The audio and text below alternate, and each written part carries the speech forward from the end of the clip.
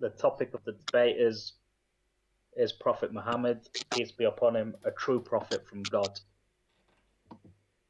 And I'll be obviously arguing affirmative.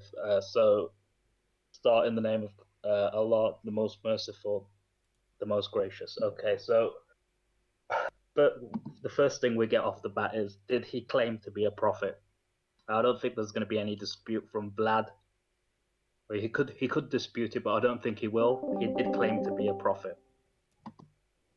He called to worship one God. So he called the pagans and the people around him to worship one God explicitly. And this is in line with the teachings of the prophets that came before him. That's a consistent message. He explicitly said, worship one God, the one true God. He also called the pagans to worship the God of Abraham explicitly. So for my opponent, the question will be, why would the false prophet, because that's what he's arguing, ask the people to worship?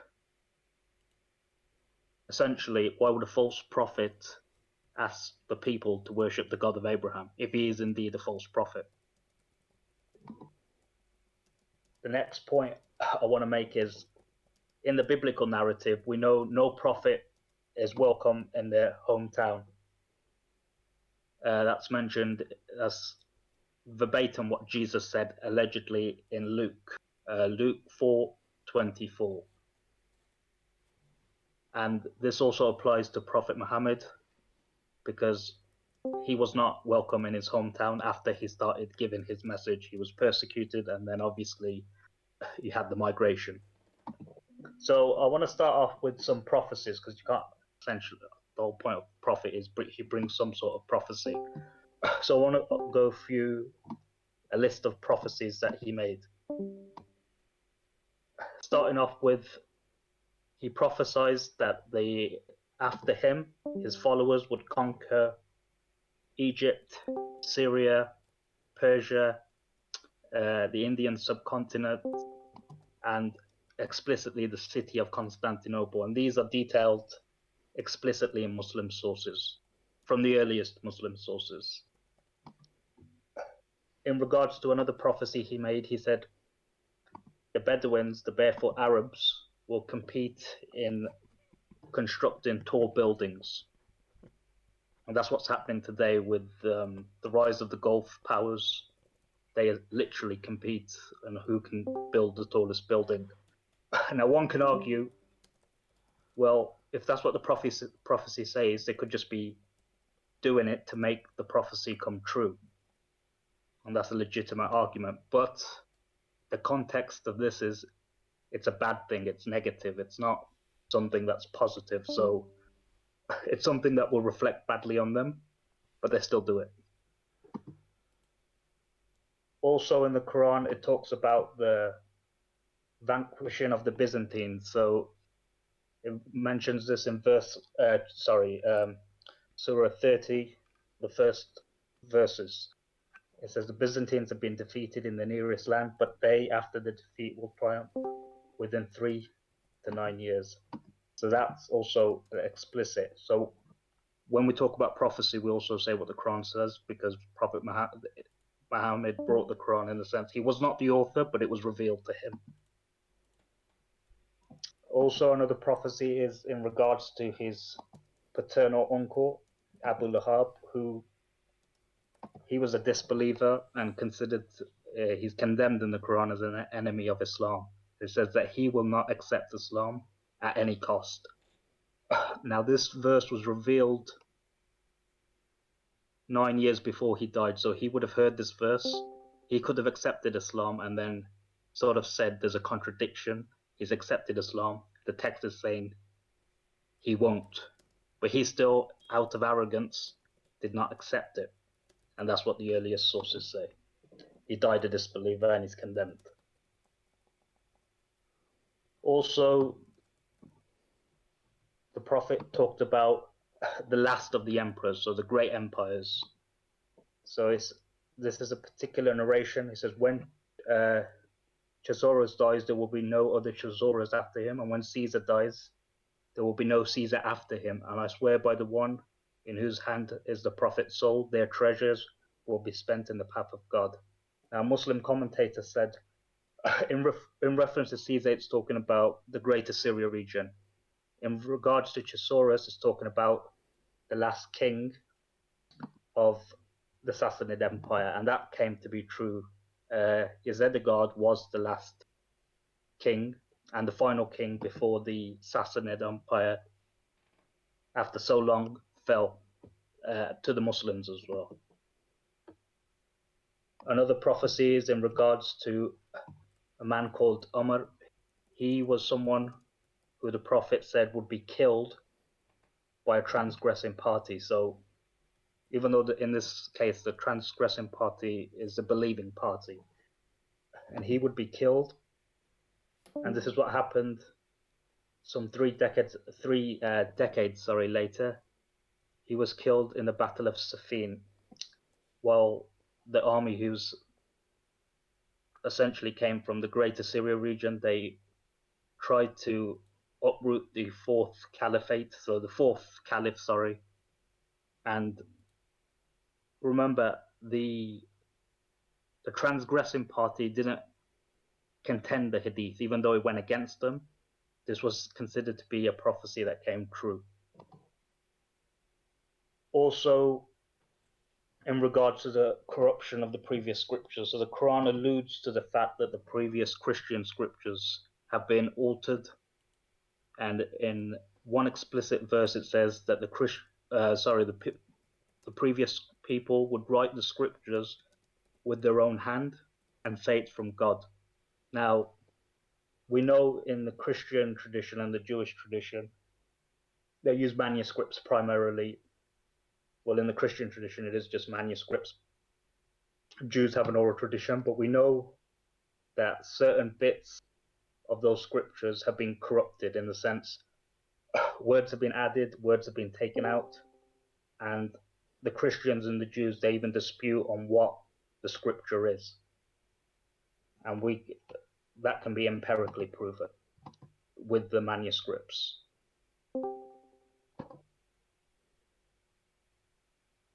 So another prophecy is also in regards to Islam spreading from the east to the west, so it would become a global religion. And this prophecy was made in a time where the Muslims were quite weak, very weak actually, and on the brink of collapse and in the midst of the persecution. And this also came to be true. Also, it talks about a dissenting faction. That's explicitly about the Khawarij, and it says the fourth caliph, the cousin of the Prophet, would suppress this faction and defeat them in a battle, and that's what happened historically. So he made the prophecy, and this happened after his death. Sorry. So I want to also appeal to the biblical narrative. So in Deuteronomy 18:18, it says, "A prophet will be raised amongst the brethren of the Israelites." Now, we know the Ishmaelites are the brethren of the Israelites, and the word brethren can be applied to also other people in the biblical narrative. It can be applied to the Edomites as well. All right, Wasim, that's 10 minutes. Oh, that's 10 minutes? Yes. All right, now we will go to Vlad on his 10-minute opening. All right, okay. Thank you. Let me just get my opening here.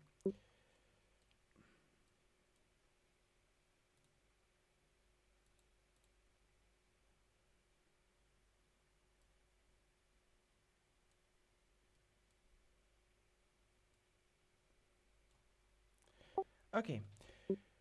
So, as a preface to my opening statement, I want to clarify two things. Number one, in this opening statement as well as during the debate, I will assume that Muslim sources in regards to the life of Muhammad are authentic, as well as the proposition that the Quran was handed down to us by Muhammad, neither of which I think have solid historical basis. Number two, I will in this debate be rather harsh and unrestrained about my views on this topic. As such, I want my Muslim friends not to take unnecessary offense. I deeply love them. I'm simply presenting the factual state of affairs in regards to the evidence on the topic. Now, with that out of the way, my position is that Muhammad is the most obvious false prophet in history. For that being the case, I will present three distinct lines of evidence. Number one, direct evidence against his prophethood. Number two, evidence from the Quran dilemma. And number three, evidence from the despicable moral character of Muhammad. Therefore, in support of direct evidence, in Surah 69, 44 to 46, the Quran states, "And if Muhammad had made up about us some sayings, we would have seized him by the right hand, then we would have cut from him the aorta." Now, the Quran tells us what God would do to Muhammad had he been a false prophet. He would have his aorta cut and would thus be dead. The Bible says much the same thing about false prophets. In Deuteronomy 18:20, it says that prophets who speak presumptuously in the name of God or in the name of other gods shall surely die. Therefore, we know that God commands false prophets to be killed and indeed promises to do so himself in a specific way if Muhammad is a false prophet in the Quran.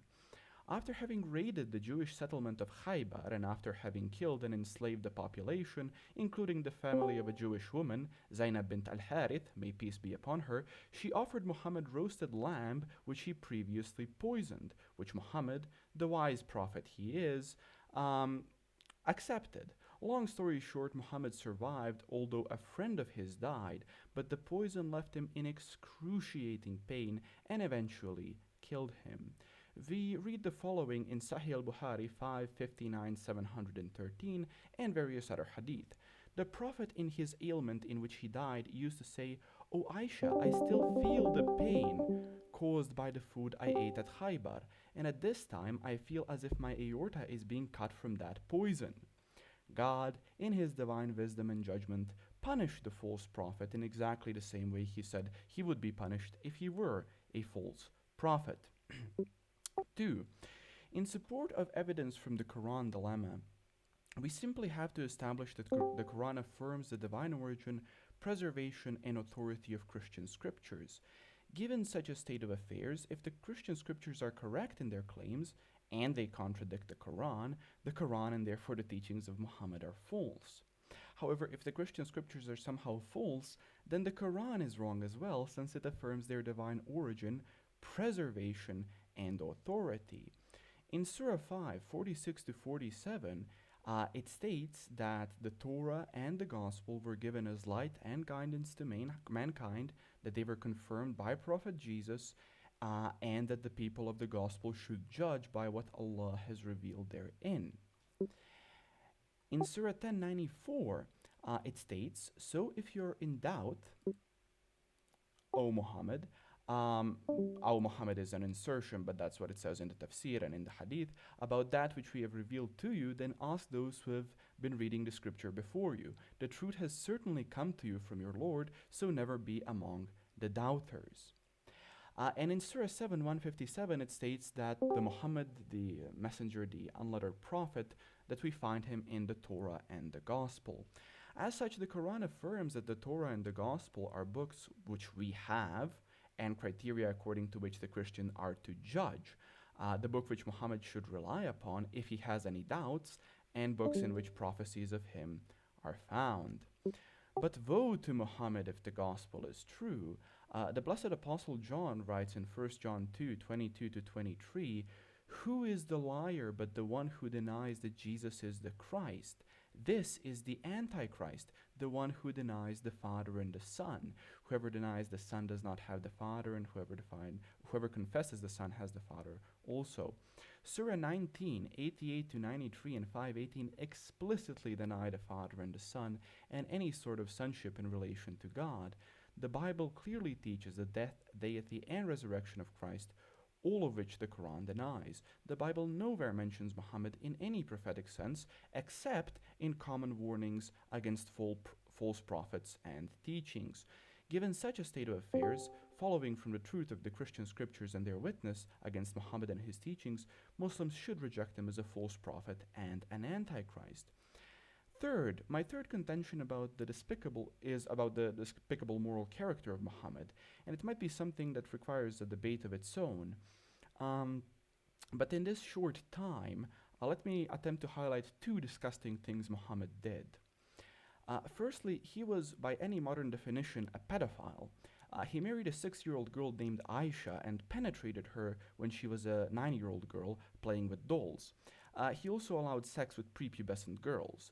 Surah 65:4, it's Surah Al-Talaq, it talks about divorce, and it says that those who have not yet menstruated, their waiting period is 3 months before you can divorce them. In Sahih al-Bukhari 58, 236, it states, Khadija died 3 years before the Prophet departed to Medina. He stayed there for 2 years or so, and then he married Aisha when she was a girl of 6 years of age, and he consumed that marriage when she was 9 years old. And in Sahih Muslim, Book 8, number 3311, it states that Aisha reported that Allah's apostle married her when she was 7 years old, and she had been taken to his house as a bride when she was 9, and her dolls were with her, right? She was a child, and he died when she was 18 years old. Secondly, he married the wife of his own adopted son. Muhammad had a son named Zayd. He was his freed slave, but he adopted him as a son. And he also had a wife named Zainab, and she was extremely attractive. And so he stumbled upon her one time and found her with very little clothing. And according to the History of Al-Tabari, volume 8, page 2, this is what happened. She jumped up in haste and excited the admiration of the messenger of God, so that he turned away, murmuring something that could be scarcely understood. However, he did say overtly, "Glory be to God the Almighty, glory be to God who causes hearts to turn." When Zayd found that Muhammad was attracted to his wife, he decided to divorce her. Muhammad, of course, was worried about what people might think of this, so he told Zayd to keep his wife for himself. However, Zainab learned that Muhammad was attracted to her, and she began despising her husband. Zayd, wanting to give his adopted father whatever he desired, divorced his wife. Muhammad was still worried about what people might think if he married Zainab, but then he began receiving revelations to justify the marriage. In Surah 33:37, we see this justification. Behold, did you say to one who had received grace of Allah and his favor, retain thou in wedlock thy wife and fear Allah? But thou didst hide in thy heart that which Allah was about to make manifest. Thou didst fear the people, right? But it is more fitting that you should fear Allah. Then, when Zayd had dissolved the marriage with her with the necessary formality, we joined her in marriage to you. Notice the justification, in order that future believers will have no difficulty in the matter of marrying the wives of their adopted sons. And because he was still criticized in Surah 33:4-5, Muhammad abolished adoption. But if he abolished adoption, then why should people have problems with the marriages of their own adopted sons? This is one of the most obvious, convenient revelations that demonstrates that he was just uncontrolled in his sexual desires and is absolutely an immoral and false prophet. Thank you. We will now move into our 8 minutes rebuttal, and beginning with Wasim. All right, so could I, the mod, could I just get a quick mic check before you start my time? Pious. You're good. Yeah, all right, so yeah, you can start my time, thank you. All right, so there's a number of points that Vlad brought up, and I'll try to I'll note them down, and I'll try to go through each one. Now, he started off by saying that the Prophet he implied that after the Battle of Khyber, the poison killed the Prophet. Now, this happened 3 years prior to the event, so Vlad would have to tell us or try to convince me what kind of poison stays in someone's system and kills them 3 years later. That doesn't make any sense. What kind of poison? And you still feel the effects from it, yet you live for 3 years, and then the poison eventually kills you. That doesn't make any sense. In regards to, you appealed to Deuteronomy, but you didn't mention who the prophet of Deuteronomy 18:18 is, because you said it would mention a false prophet. But if your standard is that this is Jesus, and the text says, if the prophet, I'm paraphrasing, but if the prophet presumes to speak in the name of God, which is something God hasn't given, then he will die. So if this is Jesus, and he's spoken in that name, and then later Jesus dies, you're just essentially saying Jesus is a false prophet. He claimed to be a prophet, and the text says he will die. You believed he died. That's just, you're shooting yourself in the foot by first, if you claim that is Jesus. So that would be a straw man. I'll try to verify. If you could address that in your rebuttal, who the prophet of Deuteronomy 18:18 is. But if you say it's Jesus, it would be shooting yourself in the foot. In regards to the preservation of the Bible, the Quran doesn't mention a Bible or a text that is called the Bible, a collection of books. It simply references the Torah, which is the 5 books given to Moses. Now, we don't have those 5 books in their original form. No one makes the claim. The Jews don't make the claim they have the original text. They have manuscripts from over a millennia later, so 12 to 1300 years later. Or if we'd be liberal with the date, and let's say 1,000 years later, the Dead Sea Scrolls. That's 1,000 years after the event. And they don't even rely on that text to be the primary translations they use. So the text that they're using is even later. And you don't know who wrote those manuscripts, where they came. Well, you know where they came from, but you don't know who wrote them. So for all we know, those scribes could be the biggest liars. Yet you're going to have to trust the manuscripts, which come from anonymous scribes. And we know that the scribes were known to change things. To a lesser degree in the Jewish context, I'll agree. So he said the word "O Muhammad" is an insertion. It's not an insertion, it's just what the translator's note leaves. So in the translations, it'll put in the brackets, it's just the translator's note. So it's not an insertion into the text. I'm not sure if you were implying that the word's been inserted, but in the original text, there's no brackets. So that's just something, it's almost like a commentary from the translator. In regards to, if the Quran, let's grant the argument for a second, even though it's talking about the gospel that was given to Jesus, Jesus was preaching the gospel before, so this can't be possibly referring to the 4 canonical gospels. But let's just say it's referring to a wider Bible. Vlad would have to tell me which Christian Bible is this referring to. There's no Christian Bible or a version of a Christian Bible that Christians agree on. Would it be confirming the Roman Catholic canon? Would it be confirming the Protestant canon, the Eastern Orthodox canon, the Bible that the Oriental Orthodox use?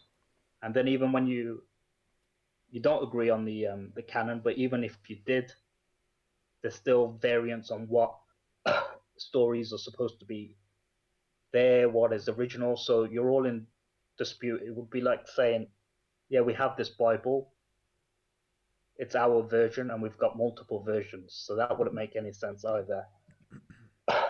He said, he quoted the first letter of John to say that Prophet Muhammad denies the Christ. That's a straw man. He doesn't deny the Christ. In regards to the moral character, so this was the most interesting to me. He said, first he used said Prophet Muhammad was a paedophile. So we know what a paedophile is. A paedophile is someone who's sexually attracted to children, a child. And a child is anyone below the age of puberty. We know that Aisha, may God be pleased with her, was not a child. She'd hit the age of puberty, and use the age gap in a modern context, puberty can start anywhere from the age of 8. It can even start earlier, but that's rare. But in this in this context, she was past the age of puberty, and there's a narration from her which says when a girl at the age of 9 reached the age of 9 in the Arabian Peninsula, they were past the age of puberty. And for the record, no one criticized the Prophet in regards to this marriage. And the earliest criticism we have from Christian sources is not even from Christian sources, it's from the 18th and the 19th century, the secular sources. So no one seemed to have a problem with it for 1200 odd years. Now, he said Prophet Muhammad's character was immoral. Well, I think he mentioned the massacre of the Jewish tribes. Now, if you're going to make that argument, you as a Christian believe in the Bible, and you believe that prophets in the Bible can kill men, women, and children, non-combatants, even slaughter infants, and then take women as sex slaves. In the case of Numbers 31, prepubescent girls. So even though we don't believe that, if you were to make that accusation on the Prophet, you already believe in these things in the Bible because it's divine judgment. You believe infants can be slaughtered in certain circumstances, women can be taken as captives, women can be slaughtered, non-combatants can be slaughtered. Essentially, genocide can be committed. So I'd find it a bit rich, with all respect for a Christian, to make moral judgments on anything. But that's not even the worst. In the biblical narrative, prophets can even commit incest, get drunk, sleep with their brothers' wives, become keeping toms, engage in all sorts of fornication, and apparently it's okay with God. In the biblical narrative, the Muslims don't believe that. In regards to the... Wasim, that's 8 minutes. All right, okay. Now we'll move on to Vlad. Well, thank you guys very much. Thank you, Wasim. Now, let me address first your opening statement, and then in this rebuttal period, if I have time, I'll try to address your rebuttal. So, first, you say that Muhammad claimed to be a prophet, and you rightly predicted that I will agree with you. He did, according to the Muslim sources. 2. He called to monotheism. Yes, and that's fine. 3. Why would a false prophet ask God to worship the Abrahamic God? Oh, well, this is pretty simple. If somebody is, suppose Muhammad is a false prophet that wants to deceive people, and he is inspired by, let's say, a demonic force, he would call to the worship of the Abrahamic God. But also, it could be the case that he simply wants to gain the Christians and the Jews to his side, which is exactly what he wanted to do. 4. No prophet is welcome in his town. Okay, yeah, Muhammad was welcome in his town. However, he was unwelcome when he started preaching against the Arab gods. That's something to consider. 5. He prophesied his followers will conquer everyone, and even Constantinople. Well, the funny thing is, there is a prophecy surrounding the conquest of Constantinople that says that it will be conquered in the last days. When it is conquered, the last days will come, yet they haven't come for the past 600 or 700 years. So you could say this is a false prophecy, in fact, and toto when you consider it. But yeah, it's pretty easy to recognize that Muhammad had intentions of conquering everyone around him, and that's his final marching orders in Surah 929. So him saying that this will happen isn't much of a problem. 6. The Arabs will compete in the building of tall buildings. Now, for the life of me, I've known this hadith for a while. I can't find where it is quoted and who quoted it and who narrated it, nor in which book collection it is, but suppose it is correct. I won't dispute it. So what? There were plenty of extremely tall buildings like the pyramids. and of course certain churches in the Byzantine Empire, but by that time, it is absolutely plausible to consider that Muhammad would think that once his people conquer everyone, they will have enough monetary means to build tall buildings and compete with each other. Although, just let me preface that the sources on this are quite vague. Seven, Byzantines will be crushed and then will reconquer in 3 to 5 years. The funny thing is, according to Al-Tabari, this happened 11 to 14 years after. So let me just find the precise source. Um, for example, according to Yusuf Ali, a few years, as you agreed, means a period of 3 to 9 years. Yet, according to the historical records, the victory did not come until nearly 14 years later. The Persians defeated the Byzantines and captured Jerusalem at about AD 614 or 615, and the Byzantine counteroffensive did not begin until AD 622, and the victory was not complete until AD 628, making it a period of between 13 to 14 years, not a few years. This is a false prophecy and evidence for my case. Um, but let's move on. He said Abu Lahab won't accept Islam at any cost. Well, gee, that's like saying Vlad won't accept Islam at any cost. Abu Lahab was so adamant that there is an entire chapter in the Quran dedicated to him and his wife, saying that they will serve as firewood of hell. Do you think that he will accept Islam and therefore prove Muhammad is a false prophet? I mean, that's just incoherent, Wasim. I don't get how this is any sort of evidence. Then there was something I didn't quite understand. Maybe I missed it in time. He said there will be no Caesar after Caesar and no king after king. But I wonder what exactly that was about. Regardless, he also said that Umar will be killed. Okay, that's an interesting one. Fine. You didn't mention any sources on it, but predicting that somebody will be killed in battle by a hostile side isn't exactly problematic. And of course, Umar would want to be killed in battle if this is the case. You claim that the Quran claims the Bible was altered. This is in Surah 279, but this is simply non existent. It's speaking about things they write with their own hands. It never mentions any altering of the Torah, the Injil, or the Zabur.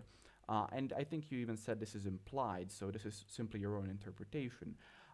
It's nowhere stated. You said also he predicted that Islam will be a global religion. Well, that's definitely what he intended. So, how is that an issue? He intended for Islam to be a global religion and for it to spread, and he ordered, as I said previously in Surah 929, for it to be spread by sword to the Jews, the Christians, the Sabaeans, and everyone else. Then you mentioned Deuteronomy 18:18, and this is a pretty funny one though because it's absolute nonsense. The Hebrew phrase "miacheka," from your brethren, appears in Deuteronomy 15:7, 18:15, and 24:14, and Jewish scholars such as Dr. Michael Brown will clearly tell you that every single occurrence of the phrase is only used for the children of Israel. It's never used of anyone else. There is the phrase mikarbecha, from your midst, which is also used. So this is just absolute nonsense. And the prophet that fulfills this is Jesus. You can read this in John 1:45 and Acts 3:23, if I remember correctly. So you also had a bit of a rebuttal to me, and I want to get into this more in my second rebuttal. But you said, what kind of poison kills someone after 3 years? Well, for example, Agent Orange that Americans used in Vietnam is a kind of poison that kills people after years. Furthermore, Muhammad himself says that the poison he received at Khaybar is something that is cutting off his al-abhar, his aorta, his artery. And so this is precisely what we see in the Islamic sources. Why are you disputing Sahih Hadith? You asked who is the prophet of Deuteronomy 18. I already answered that. Nobody has the Torah or the Gospel was your claim in its original context. And you also claimed something false about the Jews. The Jews believe they have the entirety of the Torah. But this is confirmed by the Quran that we have them. It asks us to judge according to them. You simply ignored the Quranic statements. you also says that Muhammad doesn't deny Christ in First John. Continue reading the verse. He who denies the Father and the Son, he is the Antichrist. Surah 1988 to 93, Surah 518, he denies the Father and the Son. You also mentioned that a pedophile is anyone attracted to children, and you agreed that at the age of 6, she wasn't yet mature. Therefore, you, by your own definition, acknowledge that Muhammad is a pedophile. The rest I will address in my second rebuttal. Thank you. All right, now we will begin with our 5-minute second rebuttals, and Wasim, you take the mic. All right, thank you, Pius. Can I get a quick mic check? Good, you're good. All right, thanks. You can start my time, yeah. So I want to start with I'll go through as much as he said, but Deuteronomy 18:18, he said, this prophet is obviously Jesus. Now, if you read the verses before, it says at the day of Horeb that the people did not want to hear the Lord's voice. So they didn't want to hear the Lord's voice. Now, if Jesus is the Lord as he believes, and he's the word of God, they don't want to hear the Jews, the Israelites in this context. They don't want to hear the voice of God. God then promises to send them a prophet, so they don't have to bear his words because they're afraid of his words. Now, how would that marry up? Then God himself, if it's Jesus, speaks for them. So their prayer would not have been accepted because the Jews pray that we don't want to hear the words of God because we're afraid. The earth will tremble. But God, allegedly, Jesus is God and accepts their prayer because you don't have to listen to the words of God. I'll send you a prophet. And then if Jesus is God, their prayer has not been accepted because they'll be hearing the words of the Lord. So it can't possibly apply to Jesus in that context. But if it did apply, you'd just be assuming Jesus is a false prophet. So we don't believe that, but that's what it would be a natural interpretation because it says the prophet who presumes to speak in the name of the Lord will be killed or will die. And they believe Jesus claimed to be the prophet of Deuteronomy 18:18, and the Jews either put him to death or had him put to death.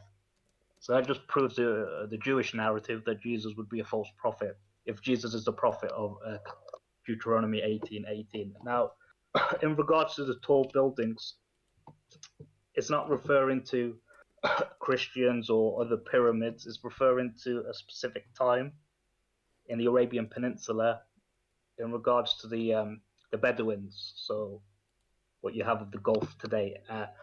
You said you didn't have a reference for that. I'll PM you the reference as soon as I get off the mic. It is Sahih Hadith and it's narrated by Umar. So that is an authentic source. It appears in a couple of sources, but you said you hadn't read the reference, which is fair enough, and I'll try to post it in the room when I get off the mic. In regards to the reconquest of Constantinople, that's correct, what you mentioned. So it's an event that will happen in the end times. Now, the interpretation that I hold to is that Constantinople will be again occupied by Christians, and then in the end times, the Muslims will reoccupy Constantinople. And you said, well, it hasn't happened for so long. That's not an argument because if you switch it and say the early Christians believed Jesus' own words that he would return in their lifetime.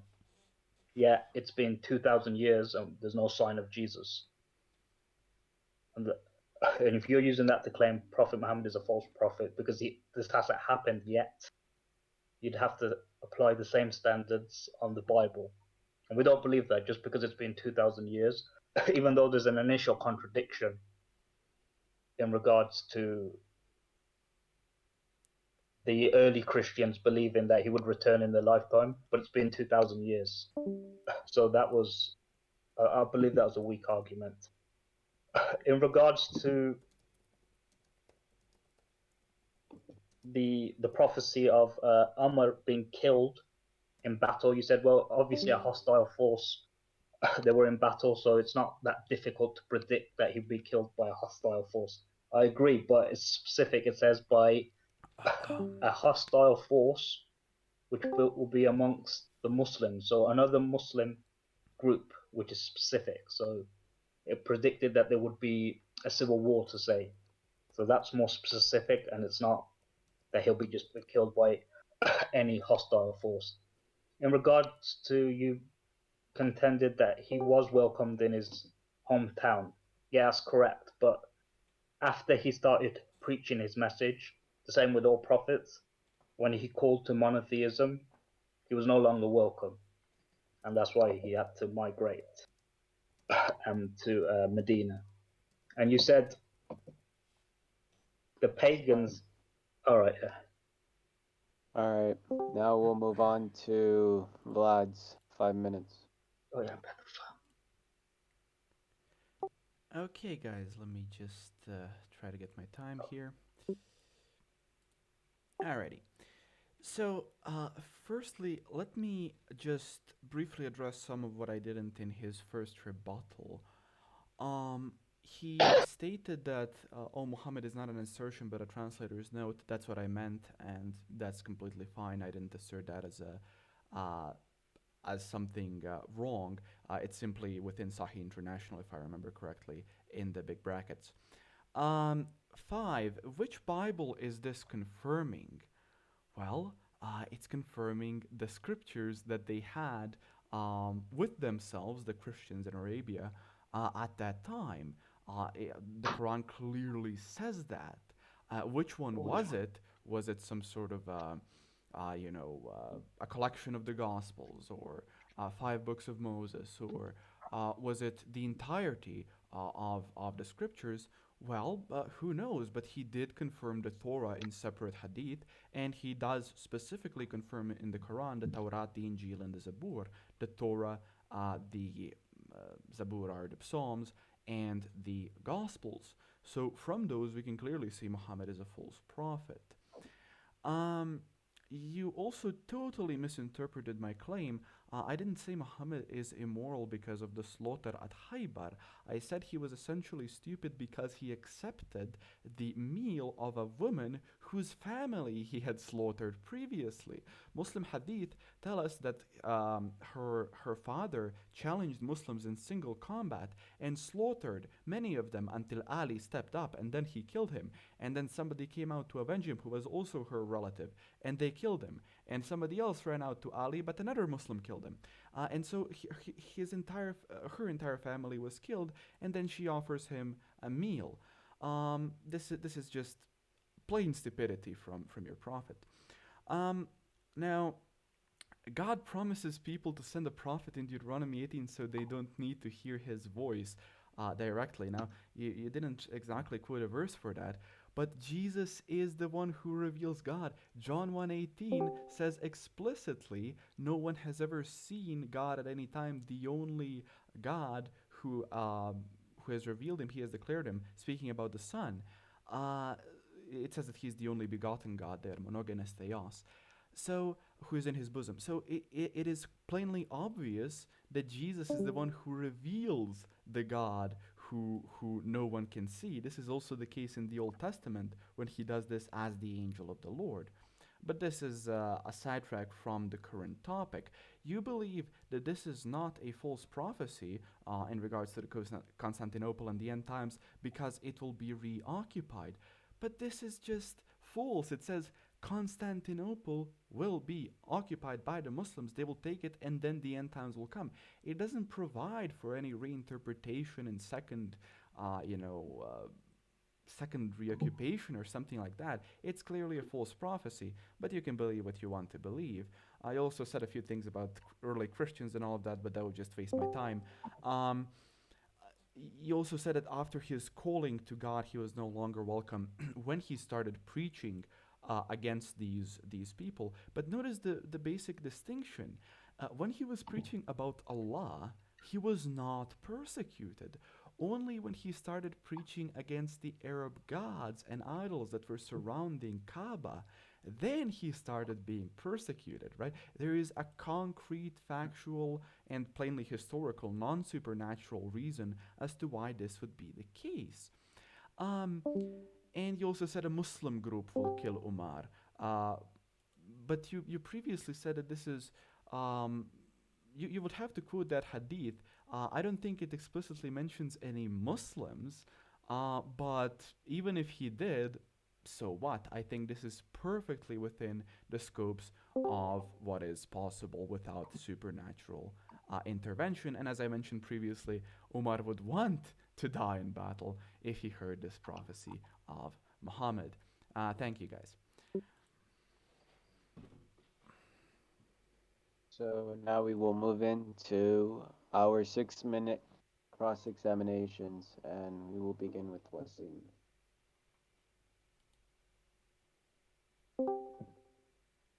All right, so I could just ask one question, yeah? Absolutely.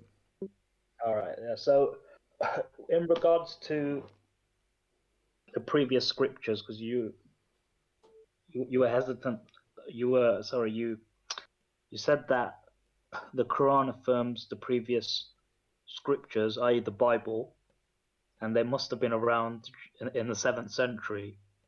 So, my question to you is, do you believe you have those scriptures today with you as a Christian, the ones that you claim the Quran affirmed? And if you do, which Bible is it? That's my question. Okay, sure. The Bible, which the Quran affirms, let's be more specific, the Injil, which Quran affirms, and is the Nasal Alam 28th edition. I think that answers your question.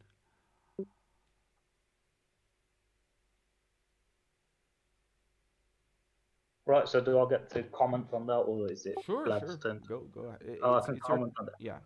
So if it's the Nestle Allen text, the 28th edition, so the 27th edition with the variants, that wasn't the text. So you've only discovered it with the 28th edition, correct? I don't think you understood what I'm saying there. The Nestle Alan 28th edition has all of the known textual variants within the New Testament when it comes to basic variations. And so none of these, of course, affect the meaning. It's just like any other historical text. And therefore, when it comes to the New Testament, this is what the Quran would affirm. Now, if you're asking my personal opinion, the opinion of secular scholars and the opinion of ancient not ancient, previous Orientalists, they would say that Muhammad had absolutely no idea about what the Torah, the Gospel, and the Zabur are, and I don't think he did. But for the purposes of the debate, let's say he did affirm the New Testament because this is the scripture that the Christians had, from which they could judge it. Right. So the argument you're making is you have all the variants and you know what the variants are, but that's just come about very recently. So there would have been a time when certain verses of the Bible were not disputed, and the Christians would have gone to the grave believing that was the words of God. Now you're saying, okay, we've discovered earlier manuscripts. We now know these may not be part of the words of God, and this is the text that the Quran confirms. Ironically, if you're a Christian living prior to the discovery of those manuscripts, you'd be making the same claim, saying the Bible that we have today, the variants that we know today, is the word of God, but you keep discovering new variants. So either they're wrong or you're right. But I'll ask you another question. In regards to, you said it confirms the New Testament. Now, the New Testament is what? It's the writings of Paul, the epistles, the Gospels. The Quran talks about the Gospel revealed to Jesus. The New Testament wasn't revealed to Jesus. So it's essentially, it's a false claim to say it confirms the new text of the New Testament when it's talking about a specific gospel that was revealed to Jesus. Okay. How would you? Yeah, the issue with that, Wasim, is that the apostles are the ones who hand down to us the gospel revealed to Jesus. Now, if you're just looking at this from the Muslim perspective, now, as I responded in the previous question, I don't think Muhammad had any idea whatsoever about the content of the Gospels or the Torah or any other book that he was speaking about for that matter. I believe he heard stories and so forth. But to briefly answer your question within the Islamic concept, we could just simply interpret this within the lines of what Paul said in 1 Corinthians 15, that this is the gospel handed down to him, that Christ will die and that he will raise again. And this is what the apostles hand down to us in their writings about Jesus. So the reason why Muhammad states that the gospel is revealed to Jesus is because he doesn't have any idea about the content or the authors of these gospels. Right. So, Paul, if you say you're getting the gospel being passed down from to Paul, Paul's not a disciple of Jesus either. No. I understand. Okay. No, I'm So, speaking about 1 Corinthians 15, which wasn't Pauline. It's an ancient rabbinical hymn. yeah, the creedal statement. So, the reason why there's obviously we'll get into a completely new subject, but even that, the reason why they date it either early or late is because of the primitive writing style. So, basically, it differs from the normal Pauline style of writing. That's why they say it could be earlier. In regards to 1 Corinthians 15.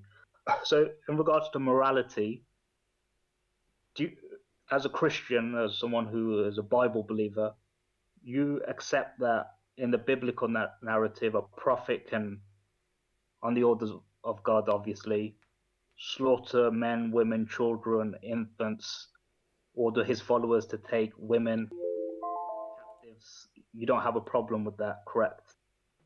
Yes, although I would qualify that, but yes, but if you notice, this is not what I was criticizing.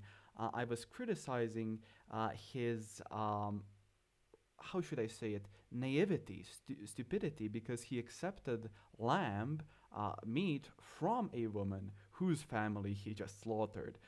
There's a difference there. I didn't say he was somehow wrong in doing this. I believe he was, but that's not the claim. The claim is he's stupid because of doing this, and therefore he died. Those were 6 minutes, and we'll move into Vlad 6 minutes. Thank you. So one of your first points, Wasim, was that let me just start my time here. One of the first points was that who dies after years of poisoning, and I gave you a historical example, Agent Orange used in the Vietnam War. But more to the point, in Sahih Hadith, for example, Sahih al-Bukhari 559 713, Muhammad says, I still feel the pain caused by the food I ate at Khaybar, and at this time I feel as if it is cutting my aorta. And the hadith says the prophet in his ailment in which he died. So it clearly killed him. So here's the question. If Muhammad says, I will die by God cutting off my aorta if I am a false prophet, and he dies by a Jewish woman killing him by God cutting off his aorta, is he a false prophet? So you have to read all the reports in context because it says you're saying he was naive because he ate the lamb. First, they said he ate the lamb, then essentially spat it out, and another companion died. I'm not sure of the validity of the report of him dying as well, but the text says that he survived. So that goes against your argument. Now, nowhere does it say in the literature that he died because of that poison. You referenced Agent Orange. So are you saying a Jewish woman in the 7th century in Arabia had Agent Orange or something similar? No, Wasim, notice. I give you a specific reference, 559 713 in Sahih al-Bukhari. It says, the prophet in his ailment in which he died, this is the words of your prophet, used to say, "O Aisha, I still feel the pain caused by the food I ate at Khaybar, and at this time I feel as if my aorta is being cut." So he's saying this in the ailment in which he died. As he was dying in Aisha's lap, or on her breasts, or wherever you read a hadith, he was saying this. And so it's clear that she killed him, that the Jewish woman killed him. Indirectly, of course, in causing him to suffer this fate and in God cutting off his aorta. I will move to the next question, though. In Deuteronomy 18, it states that this one will come from his brethren, and the word is only used of Israelites in the Bible. What do you have to say about that?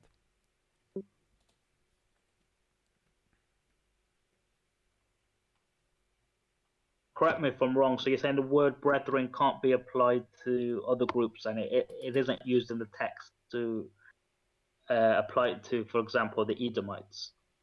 Yes, so when you read the phrase me'achika, it from your brethren, it appears in Deuteronomy 15:7, 18:15, and 24:14, and in other Jewish texts. And for example, people like Dr. Michael Brown, who is a Christian apologist, a Messianic Jew, as well as various other Jewish people, will tell you that in every single occurrence of those phrases, they're only used for the children of Israel. They are never used of anyone else. But I think a more problematic issue there is that in I think Deuteronomy 31 it tells us that this prophet will see God face to face just like Jesus did, and of course Muhammad never did this. So how do you suppose that he is somebody, given that he is not among the children of Israel and that he never saw God face to face, how do you suppose he is a prophet of Deuteronomy 18? Right. So there's 2 points that in regards to the language being employed, from the sources I've read, you can use the word brethren and apply it to the Ishmaelites. I don't. No, notice the word, I think it's me'achika in Hebrew, from among your brethren. It's a phrase, perhaps not a word, that's wrong. A phrase. It's only Yeah, used, yeah, it's only used of Jews. the word brethren, I'm contending it's used on the Edomites as well, who are non-Jews. I know, from among your brethren. It's a phrase, right? It's only used Yeah. of Jews. So if the brethren can be someone other than the tribes of Israel, But it can't and it be. said from among them. So you're saying that word isn't used to describe the Edomites? No, notice the phrase. For example, if you say Ahlus Sunnah wal Jama'ah, right? I don't mean Christians when I say this. I'm speaking of a very specific group of people. Whereas if you say Sunnah, you could be meaning, I don't know, the ways of acting properly or something like that. But a specific phrase carries a specific meaning. And so me'achika, from among your brethren, carries a specific meaning. It means the Jews, the nation of Israel.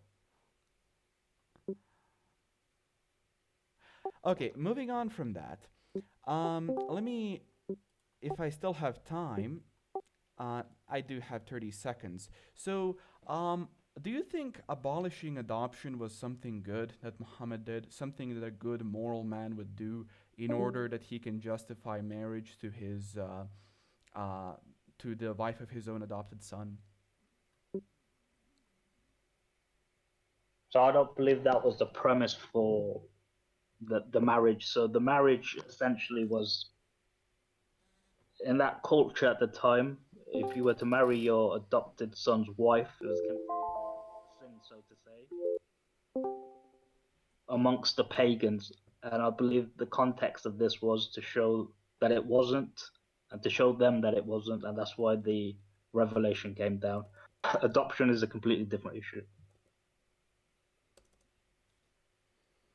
I believe we are out of time, moderator. Yep. So now we will move into our 5 minutes of closing, and we'll begin with Wasim.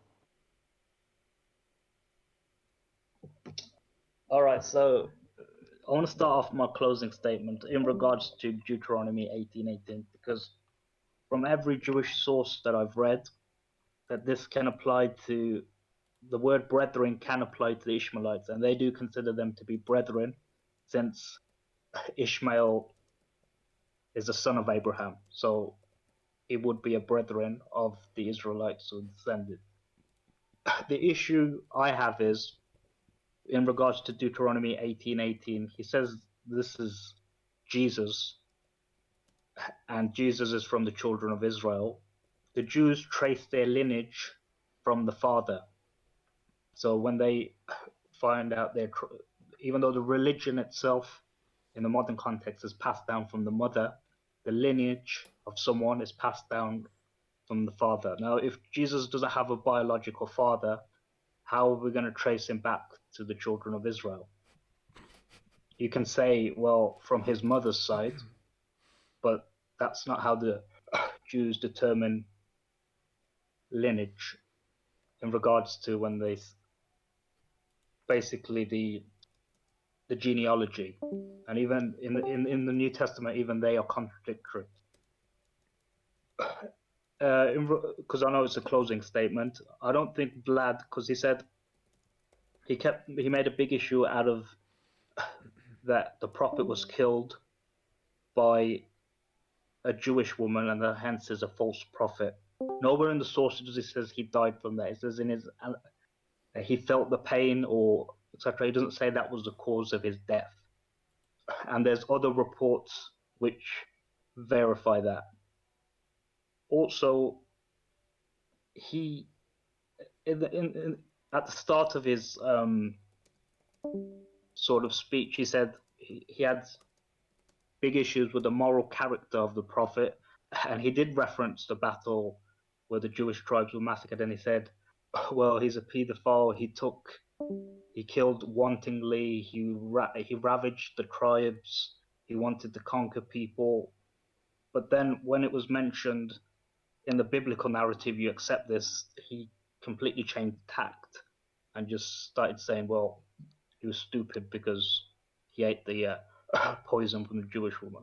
You have to ask yourself, if he found out it was poisonous and did not die from it, and then allegedly survived 3 years later, but I think Vlad's making the argument that this Jewish woman had some sort of special poison, some sort of Agent Orange. I don't know where you were getting to that is. In regards to the prophecies, I don't believe you contended with them properly. The Constantinople one, in the early literature, it does say about a reconquest. So in early Muslim sources, it does talk about the city being occupied and reoccupied. I think you mentioned Al-Tabari, but that's not where we get our references from. We go to the Hadith literature. So you seem to quote sources that Muslims don't find reliable, or they are suspected to quote in Christians and Jews as historical documents. Also, in regards to the paedophilia, I think that's just an emotional claim. And it's always brought up, but you said this means he's a paedophile. But if we're going by definitions, if she's hit the age of puberty, she's no longer a child by definition. So if she's no longer a child, then it can't be called paedophilia.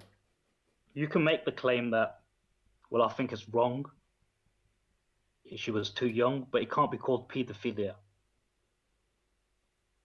But then you just be subjective feelings. I think it's wrong. And remember, no one complained or said anything, even in polemical Christian sources, they never bring this up. The reason why they don't bring this up, it was completely normal and they were doing it themselves. It would be like saying, oh, this is something immoral, we would have criticized them for it. There's no source, secular or Christian or from the pagan sources, that criticized this up until the 18th and the 19th century.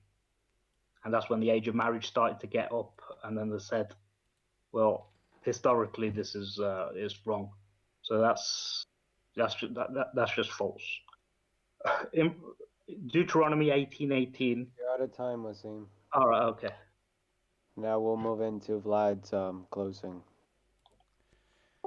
Thank you guys. Let me just, before my closing statement, briefly mention a few things.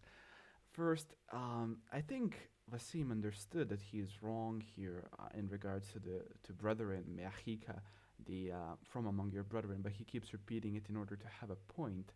Yes, the word brethren can apply to anyone, just as the word sunnah can apply to many things. But when you're speaking about from among your brethren, right? Or when you say Ahlus Sunnah wal Jama'ah, you're speaking about a very specific thing. So that's just hopeless. And of course, he couldn't refute the fact that, of course, in Deuteronomy 31, I think, we have this prophet speaking to God face to face. Two, he didn't say the poison was the cause of his death. Well, we must be reading different hadith then, but this is irrelevant because, as we can see, Wasim totally failed to address the fact that Muhammad died in the exact way he prophesied he would die if he is a false prophet, right? If Muhammad is a false prophet, he will die by having his aorta cut off. And his aorta was cut off by the poison, funnily enough, from a Jewish woman. Um, he also mentioned that he died 3 years later, but previously he mentioned he spat it out, right? The reason it killed his companion and not him immediately was that he ate a little bit of it and then spat it out. Whereas I think Bishr, who was a companion with him, he died from the poison. And later on, there is a hadith, I think, where Bishr's mother or one of his relatives speaks to him and he says that he's still feeling the poison that is cutting his aorta. That's another hadith, though. So it's rather funny how this demonstrates he is a false prophet. So, in summary to the debate, I think he offered absolutely no useful prophecies for Muhammad being a true prophet. Two, I think of the prophecies he mentioned turned against him. The one with the Byzantines, we know that it happened 14 years later, not 3 to 9, which means that he's a false prophet. The Constantinople prophecy also turned against him. We see that he is a false prophet because the end of the world did not come after Constantinople was conquered. And every single point he brought up was in no way convincing, whereas he himself admitted now that Muhammad was a pedophile. This is just, modern definitions and all that. He did not address her having dolls with her, which would be forbidden to a girl that, is out of puberty. He did not address the fact that in Quran 65 it allows sex with prepubescent girls. He did not even attempt to address the fact that he married the wife of his own adopted son. And so I think it's quite obvious that Muhammad is a big old false prophet here that doesn't deserve any sort of respect. And this is why I am presenting myself in this manner. Muslims know that I'm usually very respectful and very nice, but when it comes to refuting a false prophet, I will be the way I am now. All praise, glory, and honor be to the Father, the Son, and the Holy Spirit, who has delivered the false prophet into my hands tonight. Thank you, guys. Now we will move into our Noctorious Q&A. And the way you will do this is by typing in your questions in VC chat.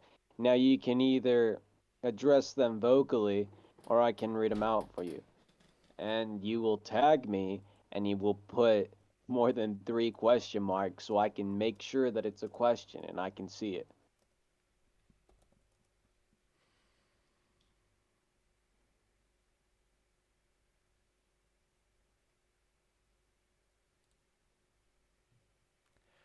Just a question, moderator. Where is it? Where are the questions in which chat? VC chat. Okay. Yeah. Let me see.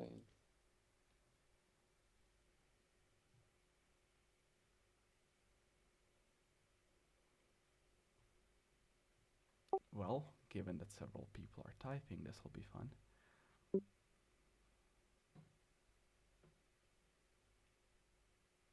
We got our first question by Christ Lover.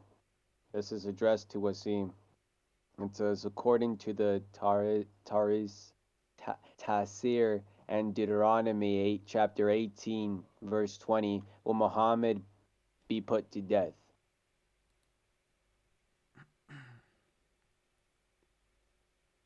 So he'd have to mention which commentary he's talking about, or is he asking for my specific commentary?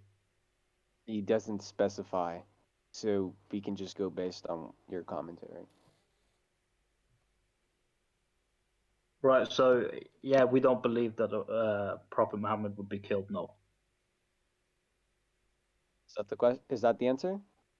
Yeah, because he didn't specify. Yeah, you're right. Yeah. He All right, our next question comes from Universal Dawa, and this is addressed to Vlad. It says Muhammad was known as a truthful person before his prophethood. He never lied in his life. So my question is, how can a person who never lied in his life could tell a lie about his Lord who created him? Well, this is a rather interesting question, isn't it? It kind of assumes a false premise. Uh, who said that Muhammad never lied in his life? Did he lie when he presented Al-At, Al-Uza, and Manat as revelations from God? He did, of course he did. That's according to Muslim sources, the satanic verses, for example. So of course he lied. This is just total ignorance of Islamic history and sources. Moving on. All right, our next question is from Arman, and it's directed to you, Vlad. It says, do you know that scientifically poison has no effect on humans after 1 and 6 months? Well, this is absolute nonsense. As we mentioned previously, anyone who is interested in history can look up the effects of Agent Orange.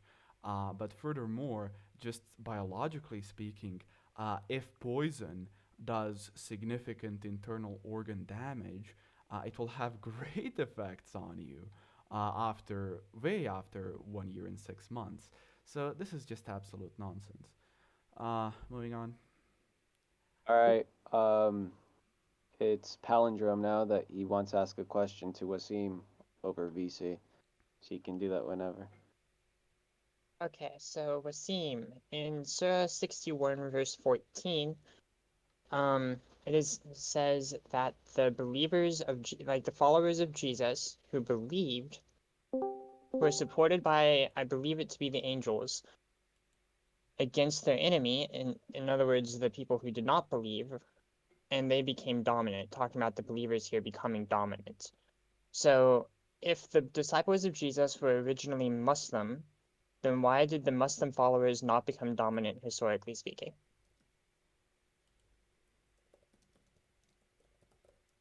Right, so it doesn't say become dominant, it says they will prevail over all others. So it's talking about the very early Christians, the very early followers of Jesus, and they triumphed over what the Romans believed, what the Jews were believing in regards to rejecting Jesus.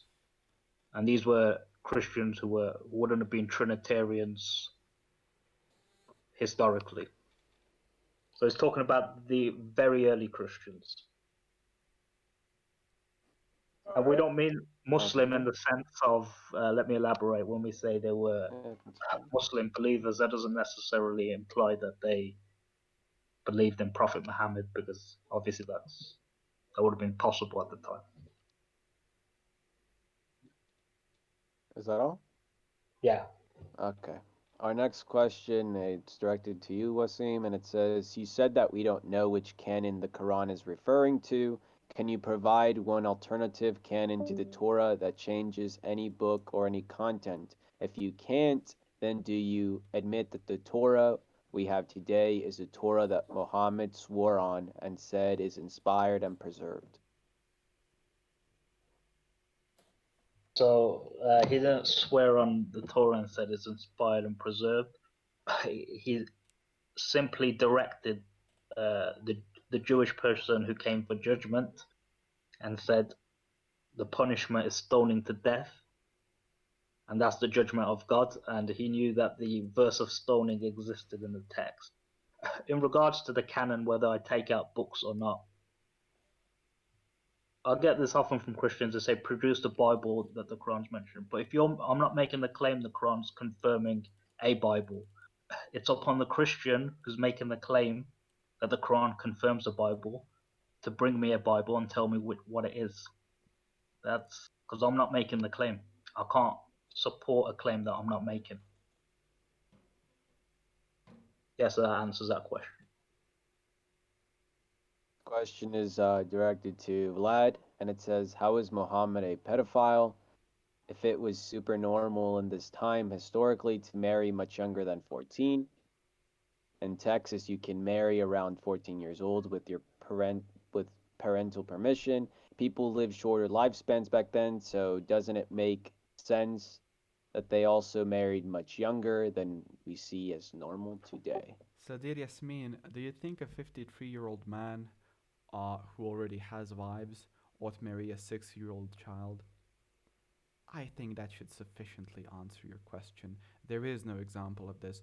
I think there are certain historical figures in Middle Age Europe who married children and they were much older, but certainly these were morally despicable acts and definitely not common practice. But even if it was common practice, do you think it is morally justifiable for a 50-odd-year-old man to marry a 6-year-old girl and then penetrate her when she's 9 by taking her from playing with her girlfriends on a swing with dolls in her hands and taking her to him? If you think that's morally fine, okay.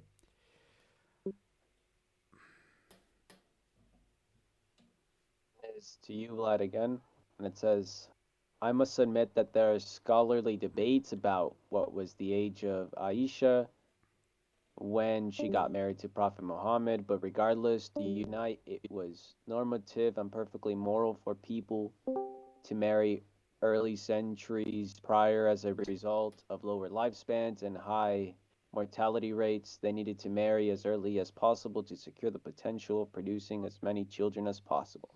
Yes, I just responded to that in my answer to I think Yassine there. Muhammad was a 50-year-old man when he married Aisha. This is not a question of a 15 and a 16-year-old marrying each other. That's fine. I think that's morally fine.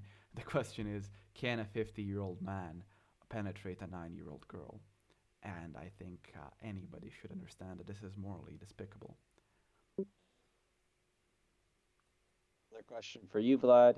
It says, he said about playing dolls. If it was not uncommon for young women in the past to own and even play with dolls, as these objects would be among the very few possessions they had prior to marriage, according to many historians, such as Lauren Winkley, what That's does Vlad think about it? Yeah, the issue with that is it literally says she was playing with not precisely. She was with her girlfriends, and then she was taken into.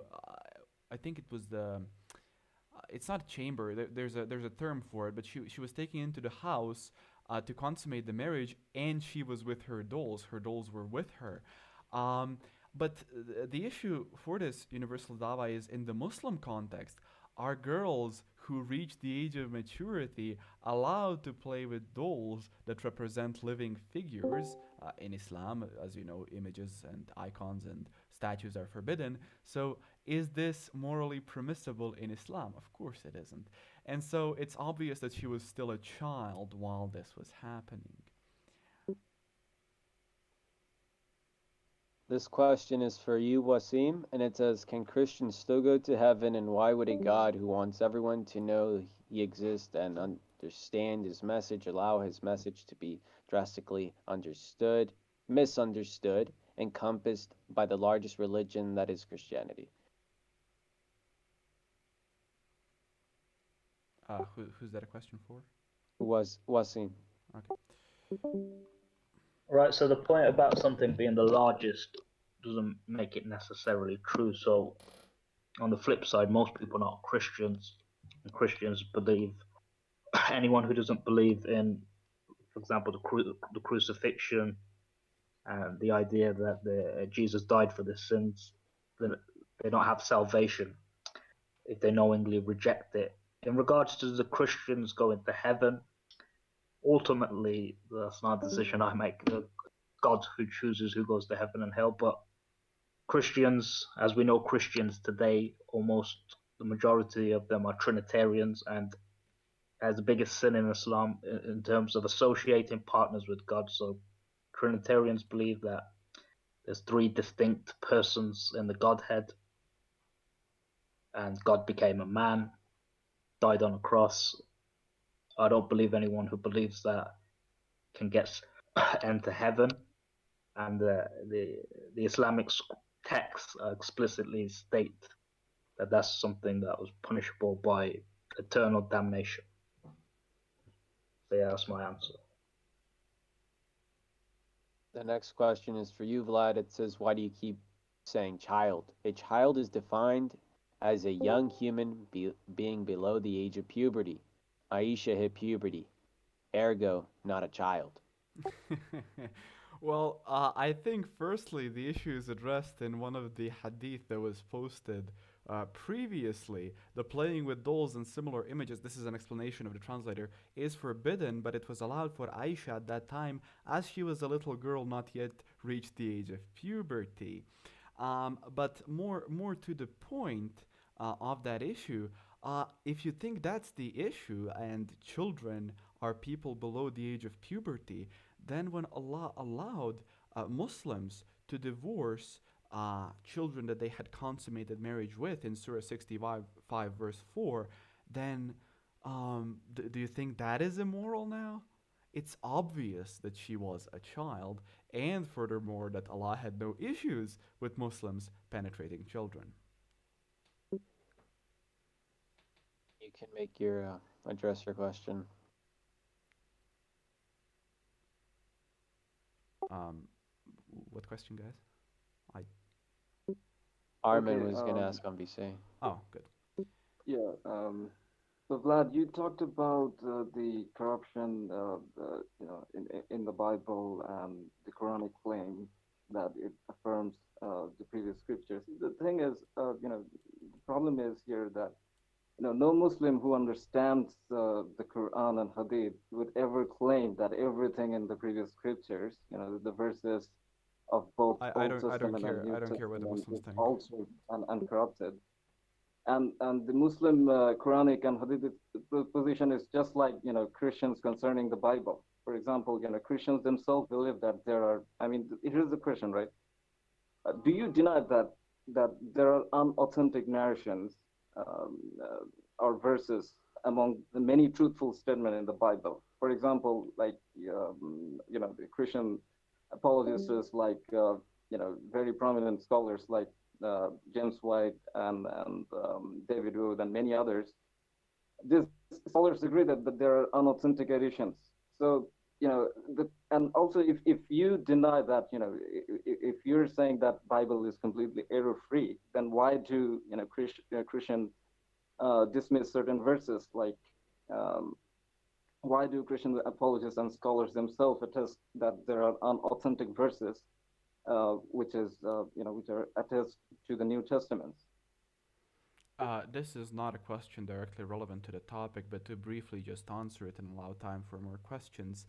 Textual variants are a factor of any larger text that is significantly written down and transmitted over time. The fact that the Bible has textual variants is no issue in affirming that it is affirmed by the Quran. The Quran itself has many various textual variants that Muslims themselves record. And so the claim that somehow it would be disqualified from affirmation by the Quranic verses is just nonsense. And to address 279, it speaks about things being written by their hands, of course, not referencing the Torah or the Gospel. As you can see, no Muslim tonight offered any evidence of this referencing the Torah, the Gospel, or the Zabur, so that's just an empty claim. Okay, may I have I don't think we have time for that. right. Our I mean, next I'm sorry. We're going to have to move on to the next question. The next question is to Wasim. It says, if Aisha hit puberty at age 9, thus the definition of pedophile does not apply, then was Muhammad a pedophile when he married her at age 6 prior to her allegedly hitting puberty at age 9, since the definition does not involve being sexually active?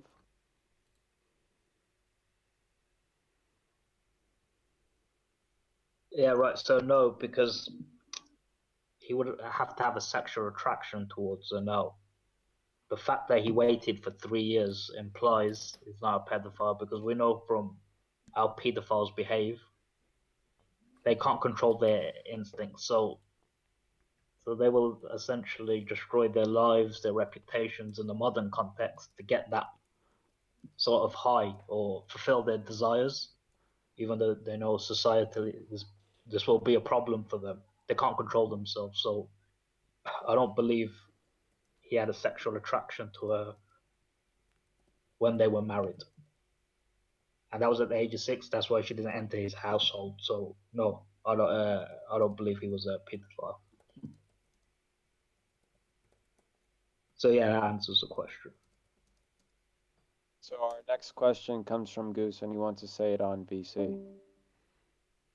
Sure. So, Vlad, earlier you were talking about Muhammad's prophecy about how the Romans were going to conquer the Persians. You Yes. said Muhammad had prophesied it in a certain period of time. Then that didn't actually happen in that period of time. It happened afterwards. Can you expand on that? And then Wasim, could you respond to him? Yes, so Wasim himself stated that this period is 3 to 9 years, and he agrees with Yusuf Ali, who is one of the greatest translators of the Quran in English today. And he says also 3 to 9 years. This is agreed to by Muslims. The issue, however, is that the Byzantines, if I remember correctly, were defeated in 614 to 615, began their campaign against the Persians in 622, and didn't finish it until 628 or 629. And that would be 14 years. The defeat of the Persians would come after 14 years, not after 3 to 9 years. This is therefore, according to Wasim's own definition, a false prophecy. All right, so yeah, can I respond to that? Yes. Yeah, go ahead. So when it talks about the vanquishing of the empire, that doesn't necessarily imply that the it's been completely annihilated. So I'll give you a modern example. So if you're in a war and you've annihilated a state, let's say for example Nazi Germany, the Soviet Union's invaded, but Berlin hasn't fallen. But in a sense, they've been vanquished. They were at one point besieging Moscow, and that's where the time frame can be reconciled. So even though the campaign started earlier, yes, but they weren't completely vanquished until later, but they were destroyed in a sense, and they would not recover from the initial onslaught. So may I respond to this, Pius? Yeah. Okay, so just as a last response there, let me read what Yusuf Ali said, and Yusuf Ali agrees with Wasim. Um, so it says, Bidhun signifies a period of 3 to 9 years. Yet, according to the historical records, the victory did not come until nearly 14 years later. You can read more about this, as I said, in Al Tabari, but the Persians defeated the Byzantines and captured Jerusalem in 614 or 615, as I said previously. The Byzantine counteroffensive did not begin until AD 622, and the victory not until 628. 14 years. Let's reread what the Quran said. The Roman Empire has been defeated in a land close by, but they, after this defeat of theirs, will soon be victorious within a few years. Bidhun, right? But this is not a few years. They were victorious after 14 years, and therefore Muhammad is a false prophet. Thank you. This is a pretty off-topic question, and it's addressed to you, Vlad. And it goes like this. Why do we assume that God would raise Jesus from the dead when Jewish understanding of the Messiah makes no claim of the Messiah dying, or will the Messiah will die? Well, yes, it is off topic, but let me briefly address it. Um, Firstly, the Jewish scriptures say clearly that the Messiah will die. By his wounds we are healed. in Isaiah 53, um, and that God will restore him to life. But to address specifically, the Jews believed that the Messiah will come and restore the nation of Israel. The issue is that the Messiah comes twice, both in the Quran and in the Christian scriptures. The Messiah comes twice, and so the first time he came to save people, to die for us on the cross, so that by his wounds we are healed, as Isaiah prophesies, which is a true prophecy, unlike Muhammad's. Um, but the second coming is the one where he will come as a conqueror, where he will establish his rule on earth and in the heavens and defeat the hostile forces. So this question is directed to you, Wasim, and it says, did the angel, when he met Muhammad in the cave, did it name itself? So did the angel name itself when it appeared to Muhammad in the cave? Yes. So yeah, the angel identified himself, but is he talking about did he identify himself by name? Yeah. I'm not. I think yes, but don't quote me on that. I'm not. But in the Quran, it's clearly stated it is Gabriel. But in regards to the initial encounter at the cave, I simply don't know. All right. So up next is Jonathan. Hey, so there's a discussion about the earliest followers of Jesus, and I just want to read a quick quote from Polycarp of Smyrna, who no scholars disagree was a disciple of John the Apostle. He says in his letter to the Philippians that whosoever does not confess the testimony of the cross is of the devil, and whosoever perverts the oracles of the Lord to his own lusts, and says that there is neither a resurrection nor a judgment, he is the firstborn of Satan. So given that Muhammad denies the crucifixion and the resurrection, how do you reconcile that with the earliest followers of Jesus outside of the New Testament even, saying that if you believe what Muhammad believed, you're firstborn of Satan? All right. So in regards to Polycarp and what he initially transmitted, I think a lot of what he wrote comes from Eusebius. So we don't have the surviving works of Polycarp. I think there is one surviving work, but the manuscripts are much later. In regards to Polycarp being a disciple of John, that's heavily disputed. Polycarp doesn't quote the Gospel of John in his writings. I think he only wrote 2 letters. So he does say he met a John, but he doesn't specify that it was the disciple John or even the author of John, and even if those are the same people. So we don't take Polycarp as a reliable source, especially when he's quoted by later church fathers. So yeah, that's my answer. Okay. So this question is directed to Vlad, and it says, the doll playing Hadith was prior to consummation. This was in Abu Baker's house. Nowhere does this says this. If you can provide a hadith, that would be great.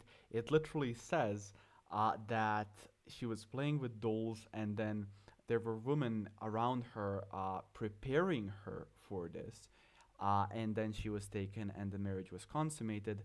Making claims without quoting hadith is something that Wasim does, not me, and so you shouldn't follow Wasim. Rather, you should give your sources for us. Thank you. All right. Let me find this one question. All right. Okay, this one's to you, Vlad. It says, no matter what period we are examining, childhood is more than a biological age, but a series of social and cultural events and experiences that make up a child's life. The Western view of childhood, where children do not commit violence and are asexual, has been challenged by studies of children that show them learning to use weapons or being depicted in sexual poses. What is clear is that we cannot simply transpose our view of children directly onto the past, like we see 13-year-old boys and girls losing virginities is common in Western culture. So what does Hammerhead? Well, that's his question. Um, do you think that there is a significant character development and awareness in a 6-year-old girl that is playing with dolls on a swing with her girlfriends? That is then, you know, her hair falls off and therefore she's sick and Muhammad doesn't consummate the marriage, but afterwards he does it at the age of 9 and while she's still playing with dolls and with her girlfriends, he penetrates her. Um, this is not just a subjective objection. This is an objective moral objection, and so uh, if you think this is correct, and if you think people practice this, which they did not, very rarely would you see an old man marrying a girl. This was despised. You would see children marrying children. That's pretty common in some gypsy communities today and things like that. That's perfectly fine. But the the the marrying of an old man to a girl is something very very problematic, and the consummation of marriage is even worse. So if you think that's not morally objectionable, well, good luck. Okay. This question is to Wasim, and it says, "What did he mean by Polycarp comes from Eusebius?" So a lot of the early church history and the early church fathers, we don't have their original works. We have what later church fathers claim survived of their work. So in the case of the second century church fathers, almost all of the documents come from people like Eusebius. So that's what I meant. All right. Unless I'll he has continue. any. All right. Okay. No, you can continue. My bad. No, that's the answer. Okay. All right, Goose, your turn.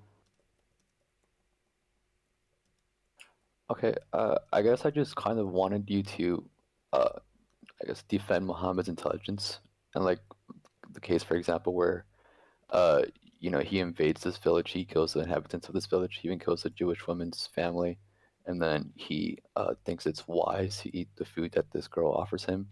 And then elsewhere, he also uses circular reasoning, like he says, women are intellectually deficient to men. And then when they ask him, what's the evidence of this? He says, well, women are half the witness of men. And then people ask him, why are they half the witness of men? And then he says, because they're intellectually deficient, which is circular reasoning. How can you defend Muhammad's intelligence in these two scenarios?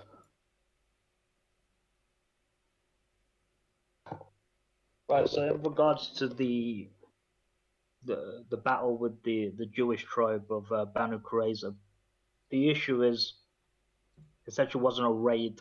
There was a treaty that was broken, and then a war took place. So it wasn't they raided a village for the sake of raiding a village. Now we know historically when the Prophet uh, during the conquest of Mecca, he forgave his enemies. So he and a lot of the people that were against him, a lot of their relatives were killed in battles. So it's not an intelligence thing. In regards to him knowing that the meat was poisoned, he found out, and then in the literature it says he saw what the effects were, and then did not have that woman killed because it didn't cause him significant harm. In regards to the intelligence issue, I don't know what you mean because the Yeah, could I circular. clarify? Yeah, sure. So when it comes to the part about the village, I'm not asking like whether it was smart not to invade them, but I'm just asking you, like you yourself or like anyone else in the chat, if you invaded a village and you killed the inhabitants or at least a lot of them, and then one of them offered you food, like the person whose family you just killed offered you food, would it be wise to eat that food? And the other scenario was just where Muhammad was using circular reasoning. These are to me is kind of like characteristics of Muhammad's lack of intelligence. Yeah, so Yeah. the part about the village, it wasn't a raid. Raid implies that somehow they raided the village, civilians were killed. This happened in the context of a battle. So the pagans were involved, the Jewish tribe was involved in besieging. I don't think it's an intelligence issue because he actually married one of the women from that tribe. Now, the judgment that was given to them is the judgment that's found in their text, and it's not the prophet that ordered the judgment in the first place in regards to the killings, the later killings, or what happened to them. That was given by someone who was supposed to be an arbiter, chosen by that tribe themselves, and he was an ally of theirs. In regards to the women being deficient in intelligence, that was in, and you said it's circular reasoning because he says, well, the two women testimony is the same as a man, and you're saying he made up that claim himself, so circular reason. But we don't believe he made it himself. We believe it's God's revelation. So that's my answer. So this question goes to you, Vlad. It says more than 3,000 hadiths were narrated by Aisha, but she never narrated that she was hurt for having marital relations at the age of 9. Aisha narrated many personal things, but she never said it. Why? Well, the funny thing is, in one of these hadith, she implies that she didn't know what was about to be done with her when Muhammad took her into her house. Now, it might not carry a proper connotation there of it being problematic, but it should tell you a few things.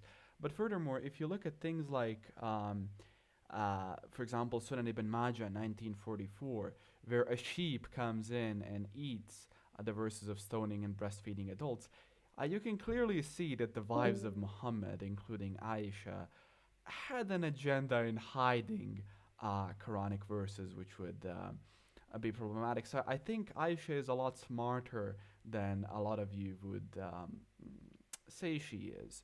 She undermined Islam in far better ways than open disagreement with the Prophet, which would have yielded in her expulsion and most likely death. Could I make a comment on that? If that's okay. Yeah, go ahead. Yeah. So the idea that a goat ate the verses of stoning, and they were lost, and this was doing to hide the verses. You have to assume no one but Aisha knew about those verses, and no one else. So the verses were lost, and no one else had this memorized. But we know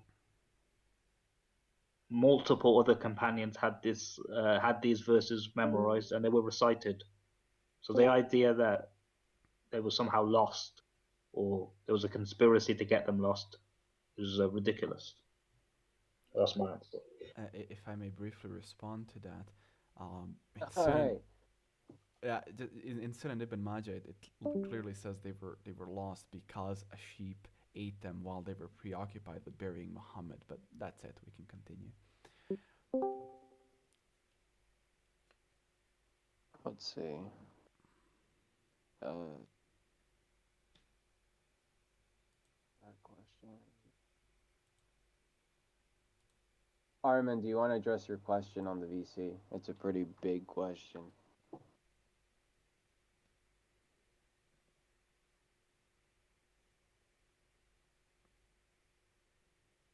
All right, this one's directed to you, Vlad. It says, "Is it true that the second century fathers mostly all come from Eusebius?"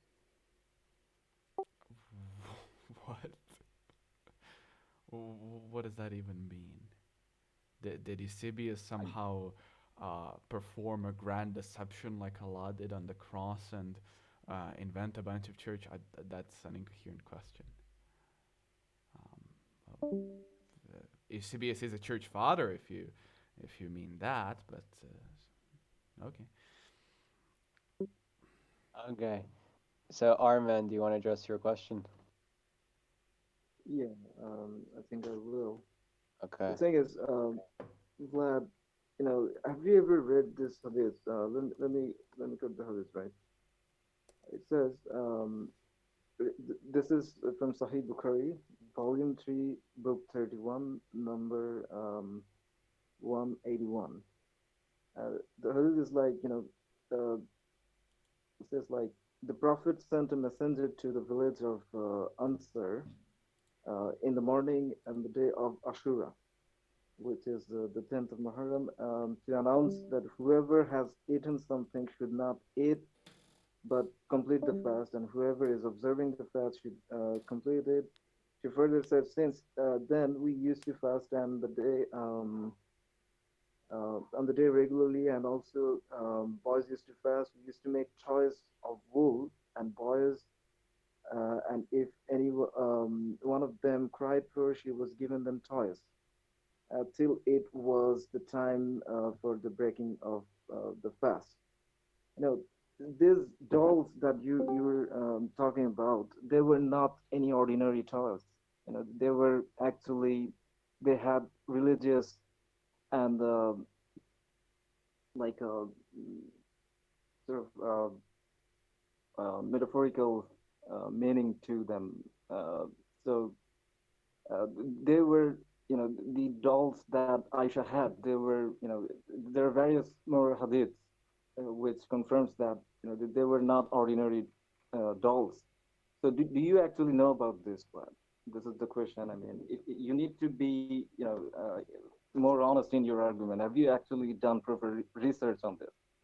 So wait, what kind of did you send that hadith in VC chat somewhere? What kind of dolls were they, such that it would refute my Yeah, claim? sure. I can send you like a few more hadiths on this as well, It doesn't even matter. right? Like, what kind of dolls are they such that they would affect my argument? Well, they were like, religiously believe that they're good for them to, not be affected by like evil spirits or like jinns, Ah, and so so there are so many. so Muhammad believed in superstition and allowed her Wow, how is that superstition? You don't believe that there are unseen entities, or like angels is or it allowable in demons? Sunni Islam to You don't have? believe any of that? Is it allowable in How's Sunni? that Okay, superstition? fine. You're religious yourself, I or you're think not? this is we should save this for some other day because it's a too broad of a argument. But our last final question, and it's directed to Vlad, and it says, "I want to present a Quranic argument against Trinity." And then he quotes, "He is originator of the heavens and the earth. How could he have a son when he does not have a partner, and he created all things, and he is of all things knowing?" End quote. A son is also a partner. If we claim God has a son, that means God has a partner, which makes God dependent. Well, God help anyone making this argument. I wonder what Plantinga would think about it. Um, so God having a son is something that was always within the Christian religion, and this is just a nonsensical argument. We don't believe that God has some partners that aren't God in this sense. Uh, God the Father, God the Son, and the God the Holy Spirit are all the same being. As the church fathers would say, one usia and three hypostases. And so one essence, if you will, in three persons. And given that this is the case, there is only truly one God that is omnipotent, omniscient, and morally perfect, unlike the Muslim God and the Muslim Prophet. And given such a state of affairs, it is the case that this is the true and proper God. So if a Muslim wants to make a good argument, like, for example, not saying that God can't have a son without having a bride or a wife, then you shouldn't look for the Quran. The Quran is nonsensical. And as a brief point to finish answering this question, Muhammad abolished adoption. John 1 tells us that we are the adopted children of God, and this is where we have our hope. And praise be to Triune God for adopting us and saving us for our sins. Well, that will end our debate today. I'd like to thank you, Vlad and Wasim, for being civil and respectful. And yes, we're finished.